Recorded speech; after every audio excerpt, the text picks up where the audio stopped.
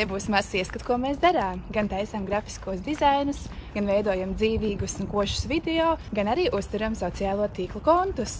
Vispirms mēs izveidojam satura kalendāru ar plānu un tālāk veidojam saturu un arī atbilstošus tekstus. Mēs piedomājam par kopējo stilu, kā arī par to, lai video būtu ātrs, dinamisks, kodolīgs, tiktu pateikts viss galvenais, kā arī būtu efekti, atbilstoša mūzika un video būtu saistoši ikvienam. Viens no mūsu lielākajiem klientiem ir drošas braukšanas autoskola, un viņiem mēs uzturam vairākus sociālos tīklus – Instagram, Facebook, TikTok, YouTube un arī mājaslapu. Ļoti labi nosēdēs šī reklāma, pēc kuras pieteicās pārsteidzoši liels kursantu skaits uz BE kategoriju. Plāno ceļojumu ar kemperi, jāved tehnika darbam vai saimniecībai, tev noderēs BE kategorija. Tāpat arī liels mūsu klients ir Tonu Seles, kam mēs veidojam TikTok kontu. Šeit video ir gan izglītojoši un informatīvi par dažādiem produktiem, gan arī ar humoriņu, viegli, jautri, gan arī mums ir dažādas sadarbības un dodamies uz pasākumiem un satiekam dažādus sportistus.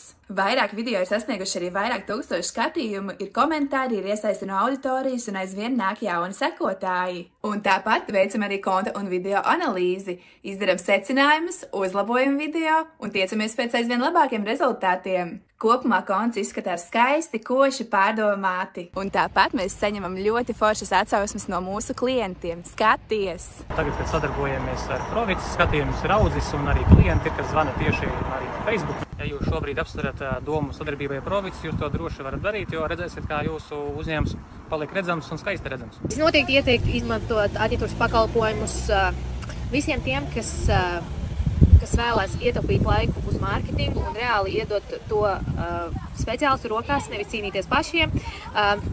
Un labāk pašiem koncentrēties uz savu lietu un tad, lai šo mārketinga daļu pārņem speciālisti, kuri saprot, ko viņi dara un uz kuriem var paļauties. Arī tava uzņēmuma konts var izskatīties skaisti, koši, uzrunājoši, tādēļ uz tikšanos!